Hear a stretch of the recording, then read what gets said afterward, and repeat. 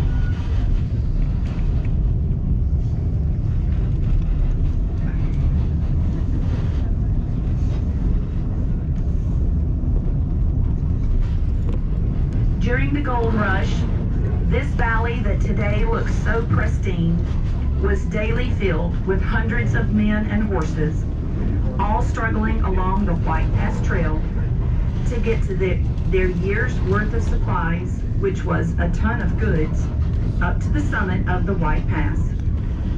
It's now September 1898. Construction was well underway, and this was a dangerous feat. The placing of the route required steep grading, switchbacks, blasting of the granite rocks, and cliff-hanging turns of 16 degrees.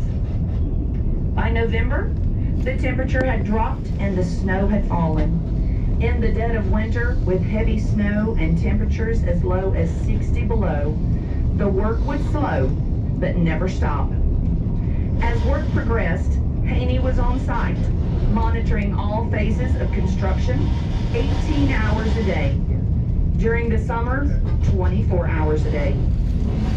He was respected by his crew, described by his men as a mountain goat along the trail. He was a tough yet kind man who had a natural gift for leadership, and the men broke their backs for him on the pick and shovel jobs. Haney oversaw the construction through harsh winds, snowstorms, a labor strike, and the desertion of the gold field. Overall, he managed an estimated 35 who constructed 10.6 mile railway at the cost of $10 million. This is a narrow gauge railway, popular in Europe and perfect for this mountain terrain. This narrow gauge meant the rails were only 3 feet apart on a 10-foot wide rail bed. A typical train has a 4-foot, 8.5-inch gauge.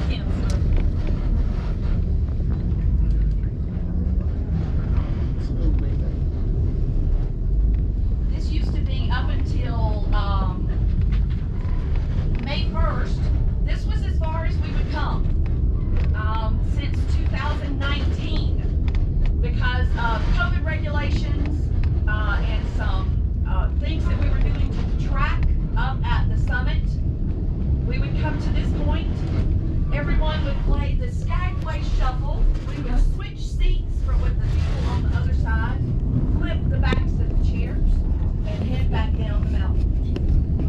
The first weekend in May is the first that we have passed across from here going up to the summit since 2019, and we have all been very excited because you will tell it is a beautiful view when we get to the top.